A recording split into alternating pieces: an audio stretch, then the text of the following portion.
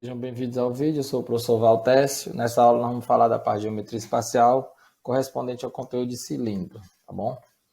Como todo mundo sabe, o cilindro é um objeto tridimensional, né? Tem a ver com a geometria, que eu sempre falo para os alunos, geometria espacial é como se fosse a geometria 3D, e ele é gerado a partir de uma superfície de revolução, que a gente imagina assim, um retângulo girando em relação a um dos seus lados, um dos seus eixos, né? De modo prático, o cilindro é um corpo alongado, né, com um aspecto redondo. Ele entra nos corpos redondos, que seria o cilindro, cone e esfera, e tem o mesmo diâmetro, né, ao longo dele e todo o seu comprimento, tá bom? O cilindro não é um poliedro. Ele não é um poliedro, ele tem superfícies curvas, ele é um dos corpos redondos. O cilindro e o cotidiano, né? Estão presentes diversas situações, diversos objetos onde a gente percebe a forma do cilindro, né? Então aqui tem alguns exemplos dele aqui, latas de refrigerante, de milho verde, ervilha, né? Pilhas, caixas d'água, né? Quando você observa o cilindro, na verdade você tem dois tipos de cilindro. Você pode classificar eles pelo formato dele, né?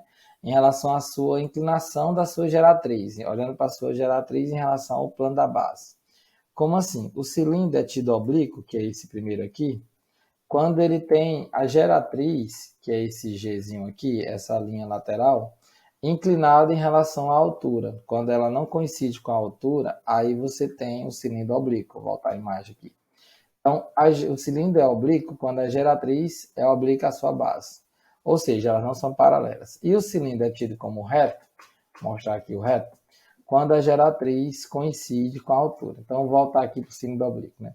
O cilindro oblíquo aqui que eu estou usando como exemplo, ele tem o seguinte, tem dois eixos, ou tem dois planos paralelos, que seria esse plano alfa e esse plano beta, onde estão as suas bases.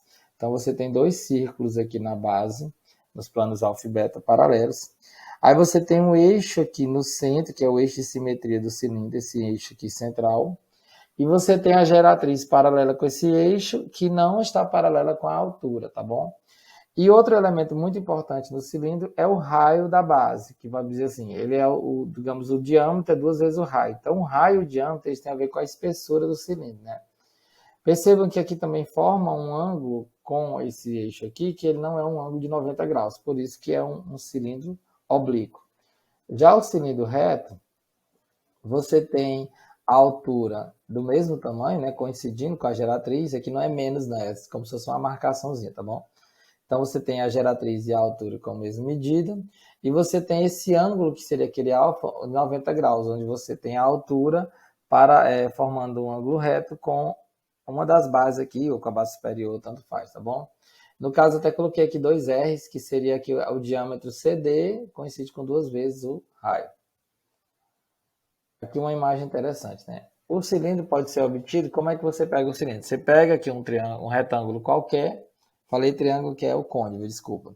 Você pega um retângulo qualquer aqui, o ABCD, e gira esse retângulo em relação a esse eixo AD aqui, e aí vai formar um cilindro, tá bom? Por isso que ele diz que você girando o retângulo em um de seus lados, tá bom?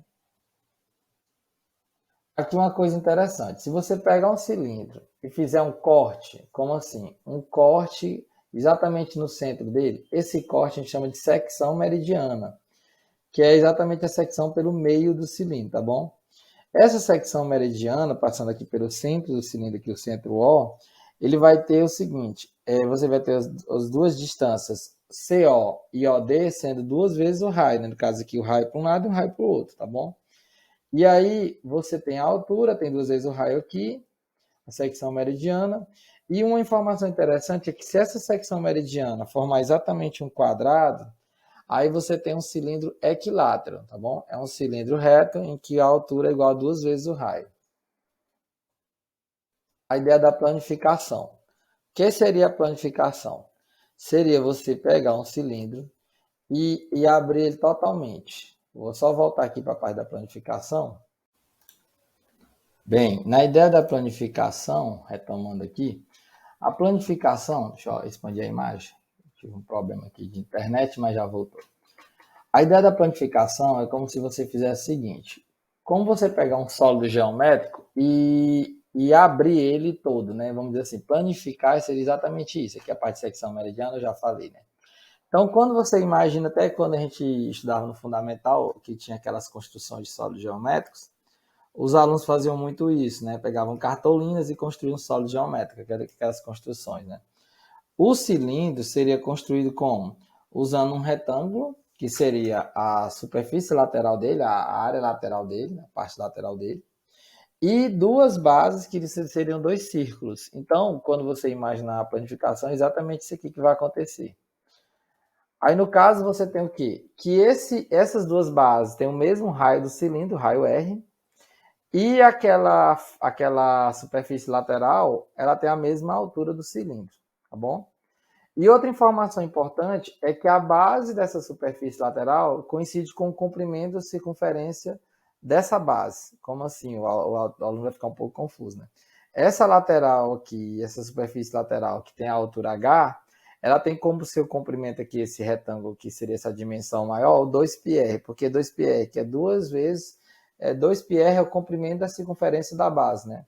Já que a base tem um círculo de raio R, o comprimento é 2πr. E aí, no caso, a área lateral, a superfície lateral toda do cilindro seria duas vezes a área da base, mais uma vez a área desse retângulo, que é base vezes a altura. Então, seria 2πr vezes h. No exercício eu vou mostrar isso melhor, vai ficar bem mais claro. O volume. O volume do cilindro, ou de qualquer corpo que, no caso, tem bases paralelas, né? Quando você tem duas bases paralelas, como um prisma também, é o produto da área da base vezes a altura, né? No caso, quando a gente fala do volume de qualquer sólido, geralmente a gente está falando sobre o espaço interno, né? O espaço que pode ser ocupado ali, a capacidade, se for em litros, né? Em líquido. No caso, para fazer uma recordação aqui, antes de falar da fórmula do cálculo do volume do cilindro, eu quero revisar com você o seguinte, que quando a gente falar de capacidade em litros e mililitros, você usa algumas conversões com metro cúbico, decímetro cúbico, tá bom? Então, a primeira conversão, a mais importante, que 1 metro cúbico é igual a 1000 litros, né? Tem um errozinho aqui, tinha que ter 1000 litros. 1 decímetro cúbico é igual a 1 litro. 1 decímetro cúbico é igual a 1 litro. Muito importante isso. E a última, que é muito cobrada, a gente vê muito essa parte aqui também, que 1 centímetro cúbico é igual a 1 mililitro, é 1 ml, tá bom? Então, repetindo, 1 metro cúbico, 1000 litros. 1 decímetro cúbico, 1 litro. E 1 centímetro cúbico, 1 mililitro ou 1 ml. Então, no caso aqui, o volume do cilindro, quando você tem duas faces paralelas e iguais, né? No caso aqui, elas têm um formato circular. Para calcular o seu volume, você deve fazer o produto da área da base, pode ser qualquer uma delas, né? O produto da área da base, que no caso seria a área do círculo, πr ao quadrado, vezes a altura h. Então, o volume vai ficar com a expressão, olha só repetindo aqui, a área da base, πr ao quadrado. Então, o volume vai ficar a área da base vezes a altura. Como a base é πr ao quadrado, então vai ficar πr ao quadrado vezes h. Essa é a expressão clássica de volume do cilindro. Inclusive, isso já foi cobrado no Enem para você marcar essa expressão nas alternativas, sabe? É interessante que o Enem já chegou a cobrar apenas a expressão. Se marcar a expressão πr ao quadrado vezes h, já foi cobrado no Enem, né? E muitas vezes foi cobrado que você conheça essa expressão e faça um cálculozinho, que é o que teoricamente a gente usa mais. A gente pega a expressão πr ao quadrado vezes h e substitui o valor do raio, o valor da altura e encontra o volume, tá bom? Se não tiver assim aproximadamente, aí você usa o valorzinho aproximado do π, que é 3,14. Então, para calcular o volume do cilindro, nós temos que, primeiro, você precisa do raio da base e a altura do cilindro, na mesma unidade. Então, esse detalhezinho é importante. Se estiver em centímetro, tudo em centímetro. Se estiver em metro, tudo em metro, né? Você precisa calcular a área da base, multiplicar pela altura, e você tem que indicar o volume correspondente na unidade de medida que foi escolhida. Por exemplo, é interessante revisar isso aqui. Se a altura e o raio estiver em centímetro, o volume vai ficar centímetro cúbico. Se a altura e o raio estiver em metro, o volume vai ficar em metro cúbico. E se precisar converter de metro cúbico para litro, aí metro cúbico para litro você multiplica por 1000. Se o resultado do volume que você encontrou estiver em centímetro cúbico, por exemplo, a última das três aí, e você tiver que converter para ml, não muda nada. Ah, eu encontrei 500 centímetros cúbicos, então vai ser igual a 500 ml, que é uma relação 1 por 1, tá bom? Aqui um exercíciozinho aqui.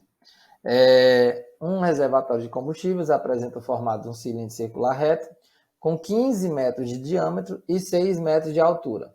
Então, ele quer saber a capacidade, ou seja, ele quer saber o volume em litros desse reservatório. Então, se o diâmetro é 15 metros, então o raio é 7,5, que o raio é a metade do diâmetro, tá bom?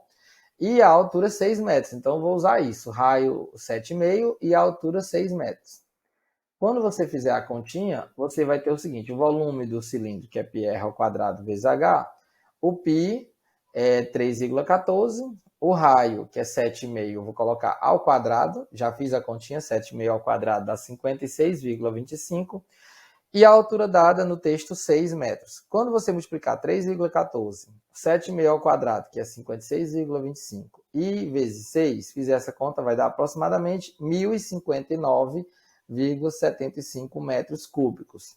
Se a resposta lá nas alternativas fosse em metro cúbico, morreu. Só que ele pediu em litros, e como um metro cúbico é igual a 1.000 litros, você vai pegar aquele resultado e multiplicar por 1.000.